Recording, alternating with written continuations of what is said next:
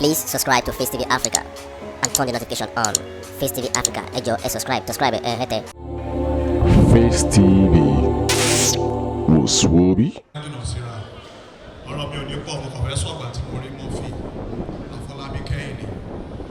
Ó dàbí oṣù kẹjọ nínú ọdún tó kọjá ni. A wà ní Ẹdẹ, iṣẹ́ kan lọ iṣẹ́ tó bá wà ń bẹ àwọn tí.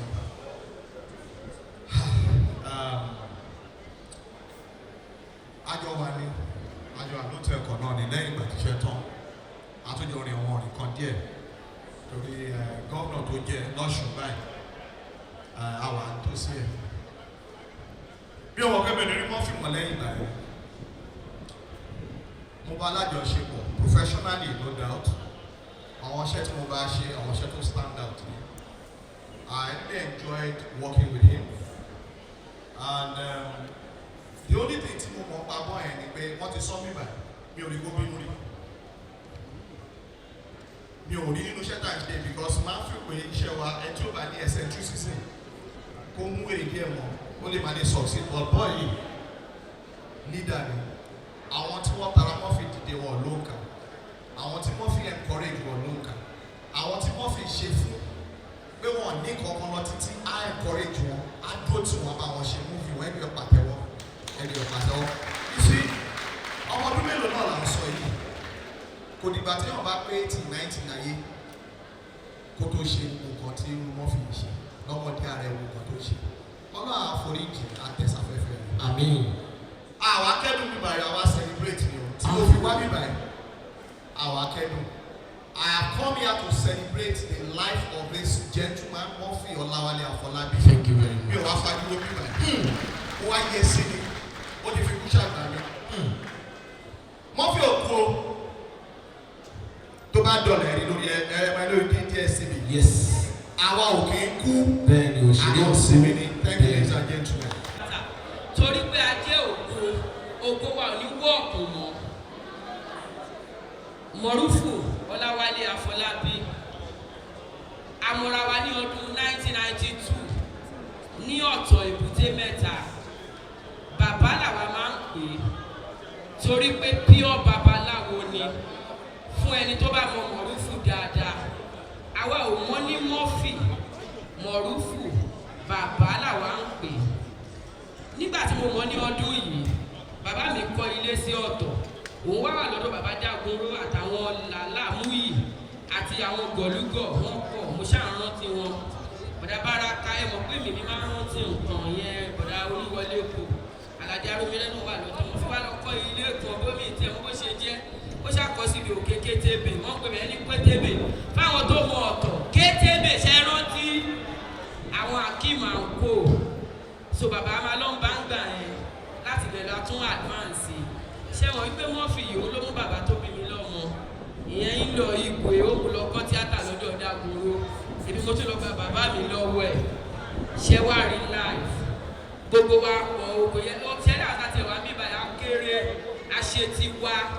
Torí pé ẹni ṣojú òṣì ẹ tó ṣẹ̀yìn lójú. Ọlọ́run àwa tẹ̀ sí afẹ́fẹ́ rere. Ó wá ní orin kan báyìí tí Mọ̀rúfù máa ń kọ ìgbà tí gbogbo wa kéré fíìmù ẹ̀ kan. Gbogbo ẹ̀yin tẹ́ mọ̀ fíìmù yẹn. Ayé ẹ wá wo Indomie lọ́mọ. Èèyàn ẹ wá wo Indomie lọ́mọ. Mọ̀rúfù ló ṣe ọmọ Afọlábí. Múyìwá Adémọ́lá ló dárí rẹ̀ o. Ṣé ẹ rántí ọmọ Rápálá? Abẹ́ ò rántí o, ikú jẹ́ yọ bàbá Ifá. Àwọn fíìmù ẹ̀ nìyẹn. Àwa káwa lọ stúdíò.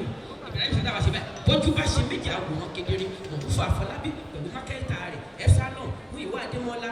Ṣẹ́rí ìràwọ̀ ló lọ o. A gbọ́dọ̀ rírú eléyìí mọ́.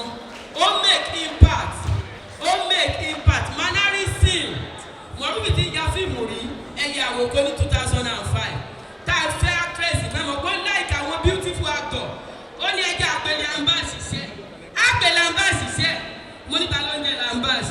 Wọ́n ká pé àwa lọ pè yẹn wá. Ẹ kí lè tẹ̀wá pẹ̀lú ambas wa. Ẹ bá ti gbowó rẹ̀ ló wọ̀n. Èló ni ó gbà 250,000. Asan o, ìyẹn ọ̀kànlẹ̀ wá ni.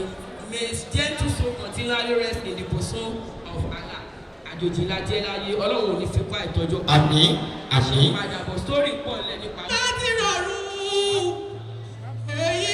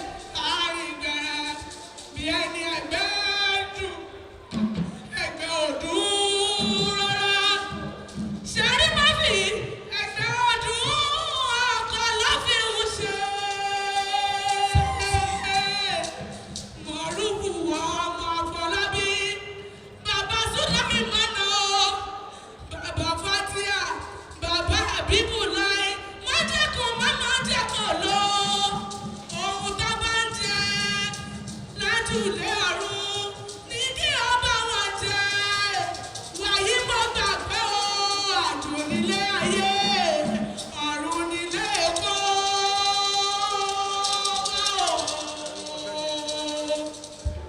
Òkè gbére.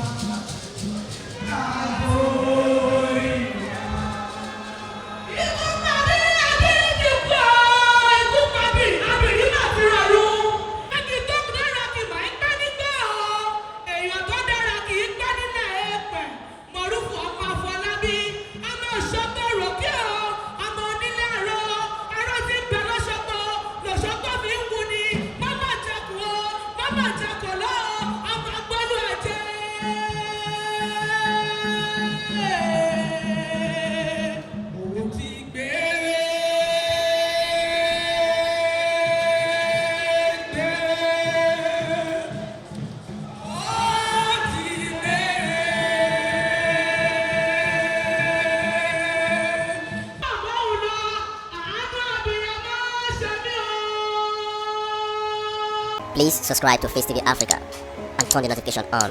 Face TV Africa, ẹ jọ̀ọ́ ẹ subscribe ẹ hẹ́tẹ̀. Face TV was Swoby.